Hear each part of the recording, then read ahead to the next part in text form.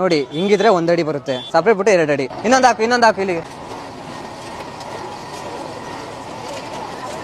ಈಗ ಹಾಕಿದ್ವಲ್ಲ ಸೇಮ್ ನೋಡಿ ಹೆಂಗ್ ಬಿದೆ ಸಾಲಲ್ಲಿ ಇದೇ ತರ ಬಿಡ್ತಿರಿದೆ. ನಮ್ಗೆ ಎಷ್ಟು ಬೇಕು ಅಡ್ಜಸ್ಟ್ ಮಾಡ್ಕೋಬಹುದು. ಇದು ಕಪ್ ಪೈರ್ ನಾಟಿ ಮಾಡೋದು. ನಿಮ್ಗೆ ಎಷ್ಟೇ ಡಿಸ್ಟೆನ್ಸ್ ಬೇಕಂತ ನೋಡಿ ಹಿಂಗಿದ್ರೆ 1 ಅಡಿ ಬರುತ್ತೆ, ಸಪ್ರೇಟ್ ಬಿಟ್ಟು 2 ಅಡಿ. ಇದು ಮೂವ್ ಆಗ್ತಾ ಇದು ನಾವು ಚೇಂಜ್ ಮಾಡ್ಕೋಬಹುದು.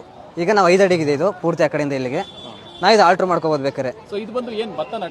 ಇಲ್ಲ ಸರ್, ಬರೀ ಇದು ಮಾತ್ರ ಕಬ್ಬು ನಾಟಿ ಮಾಡೋದು ಮಾತ್ರ. ಈಗ 5 ಅಡಿ ಇದೆ ಪೂರ್ತಿ, 3 ಮತ್ತೆ 4 ಮಾಡ್ಕೋಬಹುದು ನಾವು ಡಿಸ್ಟೆನ್ಸ್ ಎರಡುವೆ. ನಾನು ನಾಟಿ ಮಾಡ್ತಾ ಇರ್ತೀನಿ ಸರ್. ಇಲ್ಲಿ ಬನ್ನಿ ಒಂದ್ ಸ್ವಲ್ಪ. ಇಲ್ಲಿದೆ ಸರ್, ಇಲ್ಲಿ ಗ್ಯಾಪ್ ಬಿಟ್ಟಿದೀವಲ್ಲ, ಇಲ್ಲಿ ರೊಟೇಟ್ ಆಗುತ್ತೆ.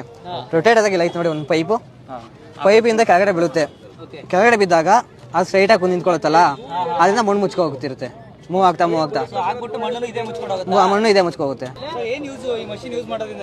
ಸಂತ ಈಗ ಯಾರು ಹೆಣ್ಣಾಳುಗಳು ಸಿಕ್ತಿಲ್ಲ, ಮತ್ತೆ ನೀಟಾಗಿ ಯಾರು ಡೆಮೋ ಎಲ್ಲ ಮಾಡಕ್ಕಾಗಲ್ಲ, ಮತ್ತೆ ಸ್ಪೇಸಿಂಗ್ ಮೇಂಟೈನ್ ಮಾಡಕ್ಕಲ್ಲ.